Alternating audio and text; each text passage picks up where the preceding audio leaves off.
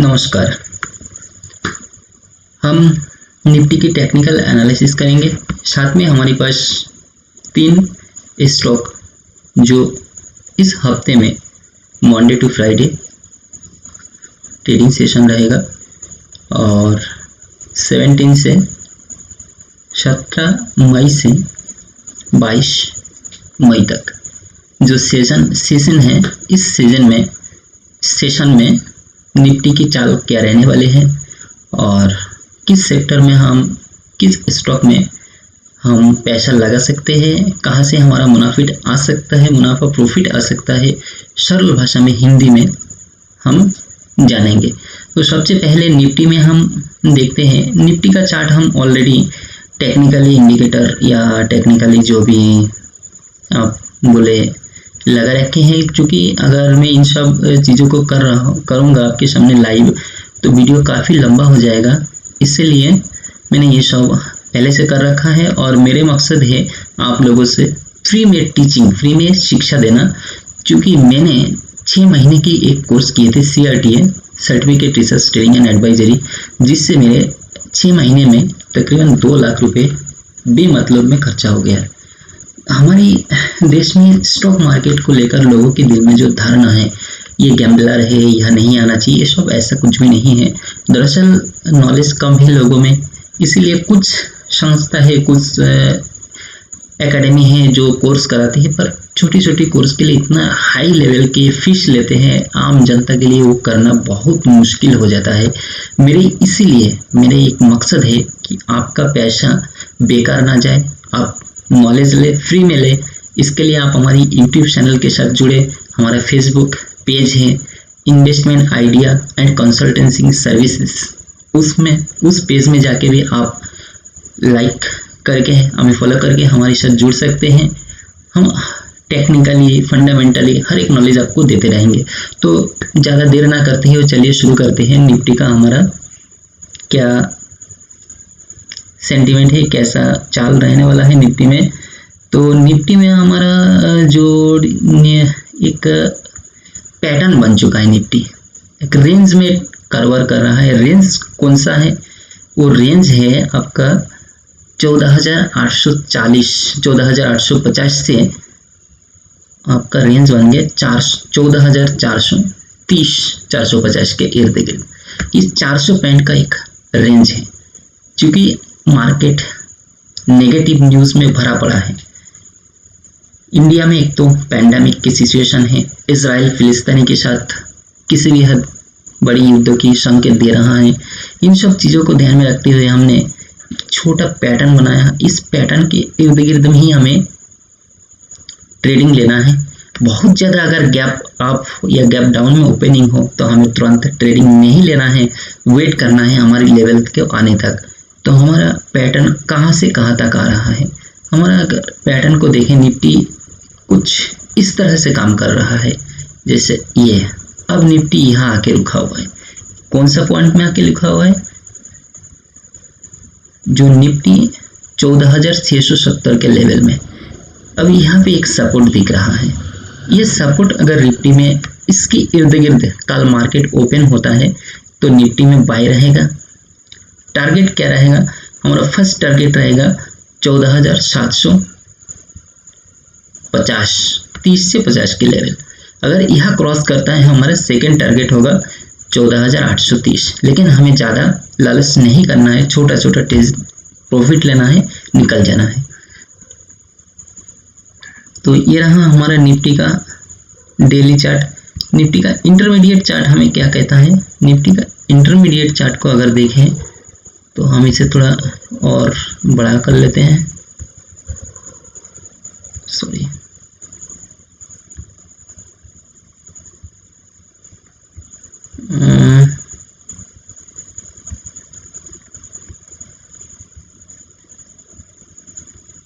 Intermediate chart हम ऐसे ही कर रहा है, क्योंकि टाइम 14,630 को स्टॉप लॉस लगाकर हम 14,720 के लेवल के लिए ट्रेडिंग कर सकते हैं। ये हमारा इंटरमीडिएट चार्ट है। अब हम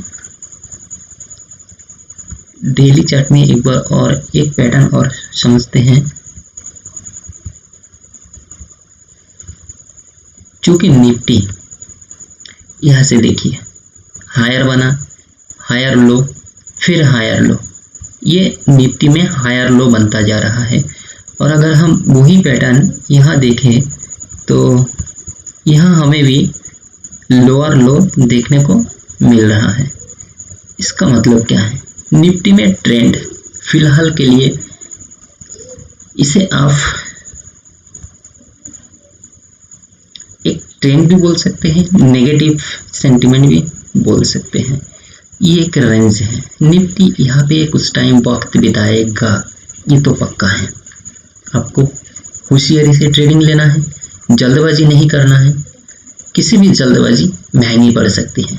ट्रेडिंग में प्रेडिक्शन लगाया जाता है, कोई मार्केट का गॉड नहीं है।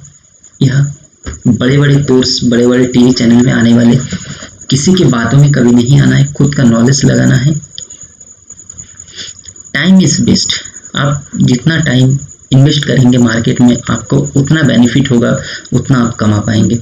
अब हमारा जो कुछ स्टॉक हमने देख रखे हैं, उस स्टॉक के बारे में क्या हमारा विचार होगा। सबसे पहला RKF यानी Ramakrishna foreign stock. Ramakrishna foreign stock में हमने कुछ समय से देखा है कि ये एक पैटर्न बना रखा था। पैटर्न कहाँ से कहाँ तक था? रामकृष्ण फॉर्जिन का जो पैटर्न था वो 500। रामकृष्ण फॉर्जिन में कुछ टाइम से बहुत ही ज़्यादा अच्छा परफॉर्मेंस नहीं की। इस पैटर्न को हमने देखा जनवरी 2021 में रामकृष्ण फॉर्जिन ने 610 से 490 के लेवल में ट्रेडिंग के कारोबार कर रहा। ये कंसोलिडेशन पैटर्न था, लेकिन पिछले कुछ दिनों में देखा जाए तो 3-4 ट्रेडिंग पहले मई की 10 मई इन्होंने काफ़ी अच्छी वॉल्यूम के साथ, ये आपने वॉल्यूम देखिए, काफ़ी अच्छी वॉल्यूम के साथ शेयर ने कंसोलिडेशन पैटर्न को तोड़ा है। अब हमें लगता है कि रामकृष्ण फॉर्जिन में एक बाय लेवल है। वो बाय कहाँ पे करना चाहिए? फिलहाल हमें रामकृष्ण फॉर्जिन क्लोजिंग देखा है 647, लेकिन हमें यहाँ नहीं, थोड़ा रुकना है। अगर 615 620 के लेवल में आते हैं तो रामकृष्ण फॉर्जिन को बाय करना है। स्टॉप लॉस हमें 575 में, टारगेट 770। Time 3 to 4 weeks.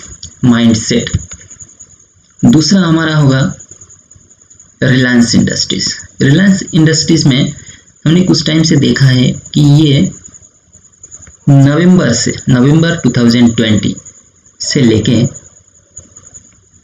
जनवरी 2021 इन 2 महीने में एक 3 वेब पैटर्न, बॉटम पैटर्न बनाया है। सबसे ज़्यादा अगर सपोर्ट की बात करें तो हमारा 1830 से 1860, लेकिन इन्होंने स्ट्रॉन्गली सपोर्ट बनाया 1830। इसको अभी तक तोड़ नहीं पाया। स्टॉक ने कई बार ऊपर गया, फिर नीचे आया, लेकिन पिछले कुछ ट्रेडिंग में 1875 को भी एक अच्छा मजबूती की एरिया बनाया है। इस 1875 के एरिया को हमें स्टॉप लॉस के साथ रिलायंस को बाय कर सकते हैं। बाय कहाँ पे करना है? रिलायंस को बाय करने के लिए 1935-1920 के रेंज में बाय करना है। स्टॉप लॉस रहेगा 1875। टारगेट होगा हमारा 2040। Time 3 to 4 weeks. हमारा तीसरा स्टॉक है India bulls real estate. India bull real estate में हमने 200 दिन की मूविंग एवरेज को भी तोड़ते हुए देखा है। 50 डेज मूविंग एवरेज के ऊपर क्लोजिंग है, अभी तक नहीं दे पाया है। ये स्टॉक 21 डेज मूविंग एवरेज के ऊपर क्लोजिंग नहीं है। ये स्टॉक 100 डेज एंड 200 डेज के मूविंग एवरेज के ऊपर ट्रेडिंग कर रहा है, जो एक स्ट्रॉन्गली सपोर्ट बेस माना जा सकता है टेक्निकली। ये पैटर्न है Ramkrishna industries India bulls real estate. तो इंडिया बुल रियल एस्टेट में ये देखिए ये कैसा पैटर्न बनाया है, ये गया फिर ये आया, अब ये ऊपर गया और यहाँ से ये आया। यहाँ अगर ये स्टॉक सपोर्ट लेती है, सपोर्ट कहाँ पे बन रहा है 80 के लगभग, 80 के आसपास हमें स्टॉक मिलता है तो खरीदना चाहिए। स्टॉप लॉस 75, हमें टारगेट रहेगा 91 92 का। तो हमारा 3 स्टॉक, पहला है रामकृष्ण फॉर्जिन, दूसरा रिलायंस, तीसरा इंडिया बुल रियल एस्टेट को बाय करके चलना चाहिए अगले वीक के लिए। एक बात ये भी ध्यान रखना है, नेगेटिव न्यूज़ है, चौतरफा नेगेटिव न्यूज़ है, कब क्या हो जाए कोई पता नहीं, होशियारी से ट्रेडिंग करना है। और हमारे साथ बने रहिए, वीडियो को पूरा देखने के लिए आपका बहुत बहुत धन्यवाद।